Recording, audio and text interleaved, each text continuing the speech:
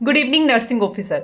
तो भाई आज की इस वीडियो के अंदर हम बात करने वाले हैं पंजाब के उन कैंडिडेट्स के लिए जिन्होंने नर्सिंग की है। अगर आपने जीएनएम नर्सिंग किया है, अगर आपने बीएससी नर्सिंग किया है तो ये वीडियो आप सभी के लिए है, क्योंकि आज की इस वीडियो में मैं आपको पंजाब में आने वाली 3 से 4 उन वैकेंसीज की बात बताने वाली हूँ जो कि अभी अपकमिंग है, जो कि साल 2026 में आपका जो स्टाफ नर्स नर्सिंग ऑफिसर बनने का सपना है उसको पूरा कर सकती है। ये वो वैकेंसी है भाई जो कि एक फ्रेशर बच्चा भी अगर फिल करता है जिसने सिर्फ जीएनएम किया है और उसके पास आरएन है। अगर आपने बीएससी नर्सिंग किया है या फिर आपने पोस्ट बेसिक बीएससी नर्सिंग किया है तो ये वीडियो उन सभी कैंडिडेट्स को शेयर जरूर कर दीजिएगा, क्योंकि अगर आप लोग भी 2026 में अपना स्टाफ नर्स गवर्नमेंट एम्प्लॉय बनने का सपना सच करना चाहते हैं और आप पंजाब से हैं तो ये वीडियो आप सभी के लिए है। तो देखिएगा भाई, इस वीडियो में मैं अभी करंट की जो वैकेंसीज हैं उनके बारे में बताने वाली हूं, या जिन बच्चों ने एएनएम किया है, एमपीएचडब्ल्यू फीमेल का कोर्स किया है, तो उन सभी बच्चों के लिए। ठीक है भाई, तो सबसे पहले मैं आप लोगों को बता दूं जो स्टाफ नर्स की वैकेंसी है वो कौन कौन सी हैं जो अभी पंजाब में आने वाली हैं। कुछ बच्चे ऐसे हैं जो कि बाबा फरीद यूनिवर्सिटी जो फरीदकोट में है उसके आसपास रहने वाले हैं, तो उन बच्चों को जॉब चाहिए कि मैम हमें फरीदकोट में ही जॉब मिल जाए। तो मैं आप लोगों को सबसे पहली जो वैकेंसी है जो कि आपको दिसंबर एंड और जनवरी में मिलने वाली है वो है भाई बाबा फरीद यूनिवर्सिटी की टोटल 250 पोस्ट। ठीक है, 200 प्लस पोस्ट आएंगी, 250 से ज्यादा भी नहीं होंगी, ओनली बाबा फरीद यूनिवर्सिटी की। ये है पहली वैकेंसी जो कि पंजाब में आने वाली है। आप लोगों ने अभी डीएचएस पंजाब का एग्जाम दिया होगा, बहुत सारे बच्चे डेली हर एक वीडियो के नीचे यही कमेंट्स रहते हैं कि मैम रिजल्ट कब आएगा, फाइनल रिजल्ट कब आएगा। तो मैं आप लोगों को बता दूं, काफी सारे बच्चे ऐसे हैं जिन्होंने मतलब अपनी अपनी अप्रोच लगा के कि मैम काफी लोग बोल रहे हैं कि ये जो पोस्ट है वो कैंसिल तो नहीं होगी है। तो ऐसा कुछ भी नहीं है भाई, कोई भी पोस्ट जो है, जो अभी 406 पोस्ट का पेपर हुआ था पंजाब के अंदर, उन वैकेंसीज का डीवी भी हो चुका है, लेकिन आपको अभी थोड़ा पेशेंस रखने की जरूरत है। होता क्या है कि आप सिर्फ अपने एग्जाम के रिजल्ट की वेट करते हो कि मैम मेरा जो एग्जाम का रिजल्ट है वो जल्दी से जल्दी आ जाए। ठीक है ना, मैंने एग्जाम दिया है, ठीक है, तो आप अभी जो एग्जाम दे के आए हो भाई 1 से 2 महीना लगता है, आपका रिजल्ट बहुत जल्दी आ गया है, आपका डीवी भी हो चुका है, तो आप थोड़ा सा पेशेंस रखिएगा अभी। अगर आप ये सोच रहे हैं कि मैम मैंने आज अभी मेरा डीवी हुआ है, दिवाली के आसपास आपका डीवी था, तो देखिए भाई इसमें टाइम लगता है, क्योंकि यूनिवर्सिटी को सिर्फ आपका एग्जाम नहीं लेना है, यूनिवर्सिटी ने आपके बाद में एमपीएचडब्ल्यू फीमेल का भी एग्जाम लिया है, बाकी जो पोस्ट थी टेक्नीशियन की जो पोस्ट थी उनका भी एग्जाम लिया है। अब इस चीज के लिए थोड़ा सा टाइम लगता है कि मैम जो रिजल्ट है वो कब आएगा, तो आपको ज्यादा कुछ भी मतलब एंजाइटी रखने की जरूरत नहीं है यहाँ पे कि मैम हमारा रिजल्ट डिले क्यों हो रहा है, कहीं कैंसिल तो नहीं होगी है, एग्जाम तो दोबारा नहीं होगा। तो ये सारी चीजें जो हैं, ये सारे जो मिथ है आपको अपने दिमाग से निकालने पड़ेंगे, बट थोड़ा पेशेंस रखना पड़ेगा। पेशेंस कितना मैम, हो सकता है कि 5-7 दिन में ही आपका रिजल्ट आ जाए, महीना भी लग सकता है। ठीक है ना, डीवी हो चुका है ऑलरेडी, आपको पता है कि मैम मेरी इतनी कट ऑफ के अकॉर्डिंग मेरा रैंक कितना बन रहा है, तो अप्रोक्सीमेट आपको ये भी पता है कि आपका सिलेक्शन होगा या नहीं होगा। ठीक है, इसका एक डिटेल्ड वीडियो ऑलरेडी हम लोगों ने डाला हुआ है, वो आप देख सकते हैं कि कितने रैंक तक सिलेक्शन हो सकता है। ठीक है, तो देखो जिन बच्चों को पता है कि मैम इतनी सीटें हैं, मेरा सिलेक्शन कहीं बन ही नहीं रहा है, ठीक है, तो वो बच्चे क्या कर सकते हैं, उन बच्चों के लिए पंजाब में जो अपकमिंग पोस्ट हैं। अब सबसे बड़ी बात ये होती है कि मैम हम लोग तैयारी तो करते हैं, बट हम तैयारी कब करते हैं, जब एग्जाम के रिजल्ट या एग्जाम की जो डेट है वो आ चुकी होती है, फॉर्म फिल होंगे, फिर एग्जाम की डेट आएगी, फिर आप तैयारी शुरू करते हैं। अब जितने भी मैक्सिमम सिलेक्शन हुए हैं रेगनार नर्सिंग एकेडमी से, आप पिछले 5 सालों के रिजल्ट देख सकते हैं, आप लोगों को रैंक फर्स्ट हर साल हम लोग देते आ रहे हैं।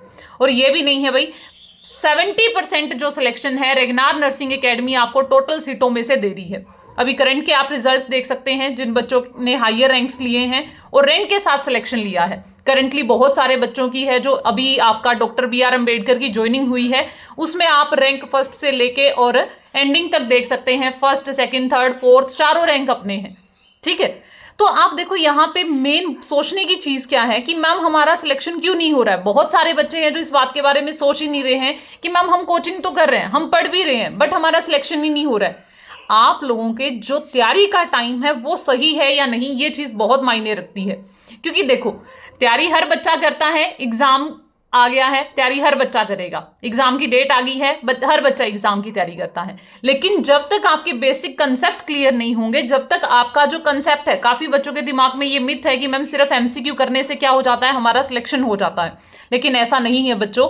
जब तक आपका थ्योरी का एक एक कंसेप्ट अगर क्लियर नहीं होगा, तो आप लोग चाहे कितनी भी बार एमसीक्यू कर लें, क्योंकि रट्टा लगा के आप वहां नहीं जा सकते हैं, ठीक है ना। जो बच्चे रट्टे लगा के जाते हैं उनका ध्यान आप देखते हो, बाद में उनका क्या हाल होता है। बिना थ्योरी के कंसेप्ट क्लियर हुए आप एग्जाम को क्लियर नहीं कर सकते हो, चाहे वो स्टेट गवर्नमेंट हो, चाहे वो सेंट्रल गवर्नमेंट हो, ठीक है। तो आप लोगों को निराश होने की जरूरत नहीं है। आप लोगों के लिए एक वैकेंसी जो मैंने आपको अभी बताई है BFEHS यूनिवर्सिटी की, जो कि खुद फरीदकोट के कैंपस की होगी, और 250-200 पोस्ट के बीच में पोस्ट रहेंगी, लगभग 210 के करीबन पोस्ट आएंगी आपकी। सेकंड नंबर जो वैकेंसी है, जो कि कल कैबिनेट में रिलीज हुई है, वो क्या है भाई, वो है 311 पोस्ट स्टाफ नर्स की, ठीक है ना। Department of health and family welfare की जो वो पोस्ट है वो रिलीज हुई है, मतलब उनको रिलीज करने के लिए गवर्नमेंट ने अनाउंसमेंट की है। तो 311 पोस्ट है। देखो वैसे ये जो पोस्ट है ये ज्यादा आनी चाहिए थी, ठीक है ना। अप्रोक्सीमेट अंदाजा था हम लोगों को कि 450 के करीबन वैकेंसीज आएंगी, ठीक है ना, क्योंकि 500 के लगभग सीटें खाली हैं, तो लगभग 450 पोस्ट आनी चाहिए थी। लेकिन उसमें जो अप्रूवल मिला है वो सिर्फ 311 वैकेंसीज को मिला है, ठीक है ना। तो 311 पोस्ट तो आपकी फाइनल है कि आएंगी ही आएंगी। उसके बाद में थर्ड वैकेंसी की बात करते हैं हम लोग, जो कि आपकी रहने वाली है DHS की। मैम DHS दोबारा रिपीट कब होगा, तो DHS 2026 में फाइनली आएगा ही आएगा, ठीक है। फिर मैम हम अमृतसर और पटियाला की बात करते हैं, तो अमृतसर और पटियाला की जो वैकेंसी है वो फैब में आएगी, फैब से पहले नहीं आएगी, ठीक है ना। लगभग कितनी पोस्ट रहेंगी भाई, 300 to 400 के बीच में पोस्ट रहने वाली है, ठीक है। क्योंकि वैकेंट सीट का जो मैंने पहले नोटिफिकेशन है आप लोगों को ऑलरेडी यूट्यूब पे डाला हुआ है, वो आप देख सकते हैं। तो देखो आपके पास अगर पंजाब से आप बिलोंग करते हैं, आपने स्टाफ नर्स या फिर GNM BSc नर्सिंग किया है, पोस्ट बेसिक BSc नर्सिंग किया है, विदाउट एनी एक्सपीरियंस आप लोग एग्जाम दे सकते हैं, कोई एक्सपीरियंस की जरूरत नहीं है। आपका वो एज लिमिट है वो भी 37 है। सेम क्राइटेरिया जो बाबा फरीद यूनिवर्सिटी ने अभी रखा था एग्जाम में, यही पैटर्न सेम रहेगा। यहाँ पे स्टाफ नर्स के लिए एज लिमिट को बढ़ावा देने के लिए कोई भी अनाउंसमेंट अभी तक नहीं की गई है, ठीक है। तो 37 एज लिमिट बहुत होती है भाई जनरल कैटेगरी के लिए। उसके बाद में आपको पता है 3 साल का एज रिलैक्सेशन है, फिर लगभग 42 साल तक SC के बच्चे जो हैं वो अप्लाई कर सकते हैं। उसके बाद ANM MPHW की बात करें तो फीमेल की आएंगी 690 पोस्ट। अभी अभी करंटली रिजल्ट आया है, आप रैंक फर्स्ट से लेकिन लास्ट तक देख सकते हैं रिजल्ट्स को भी। तो 690 पोस्ट आएंगी, जो कि आएंगी दिसंबर एंड और जनवरी के अंदर। तो आप लोग अगर पंजाब से हैं तो लगभग 5 वैकेंसीज हैं जो आपका वेट कर रही हैं, जो मैंने आपको बताई है।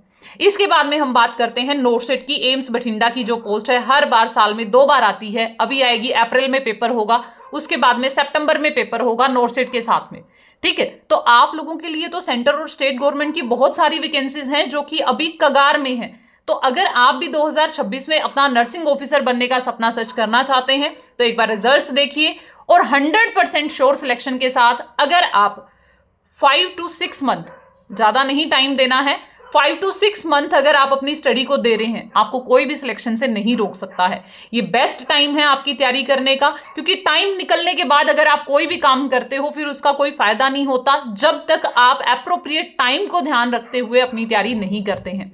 अब काफी बच्चों के दिमाग में ये होता है, मैम मैंने पहले थ्योरी पढ़ चुका हूं मैं, ठीक है। आप साल 2010 के पेपर पढ़ते हैं, आप वही पेपर फिर 2015 में जब किसी भी बुक में आते हैं तो आंसर चेंज होके आते हैं, फिर 2020 में आपने देखा, अब 2025 में आपने देखा तो आंसर और बहुत ज्यादा चेंज हो रहे हैं। वो क्यों चेंज हो रहे हैं, क्योंकि मैम हर बार नई गाइडलाइंस आती हैं, हर साल नई गाइडलाइंस आती हैं, ठीक है। AHA अपनी इस अलग से क्या करता है, गाइडलाइंस देता है, हर साल नोटिफिकेशंस आते हैं।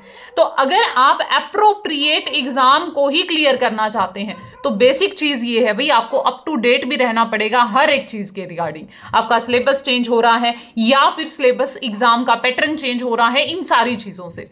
तो आप लोगों के पास अभी अगर आप पंजाब से बिलोंग करते हैं, बेस्ट टाइम है आप लोगों के लिए, इससे बढ़िया मौका आप लोगों को नहीं मिलने वाला है।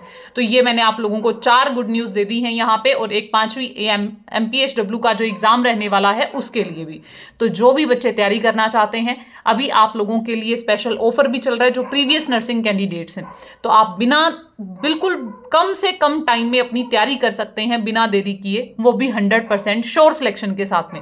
मैं इतना दावा कर सकती हूं कि अगर कोई भी बच्चा हमारे बताए अकॉर्डिंग, हमारे बताए टाइम के अकॉर्डिंग जो सिलेबस आपको दिया जाएगा, अगर आप वो भी कर लेते हैं तो आप भी रेगनार के नेक्स्ट टॉपर हो सकते हो। ठीक है, बट टाइम आपको देना पड़ेगा, पढ़ाई आपको करनी पड़ेगी, बिल्कुल कंसेप्चुअली आप लोगों को सारी चीज़ें मिलेंगी। तो आप ज्वाइन करना चाहिएगा तो रेगनार नर्सिंग एकेडमी को नंबर पे कॉल करके, मैसेज करके आप अपनी सारे जो डाउट्स हैं, जो भी इंफॉर्मेशन है वो आप ले सकते हैं। Thank you so much.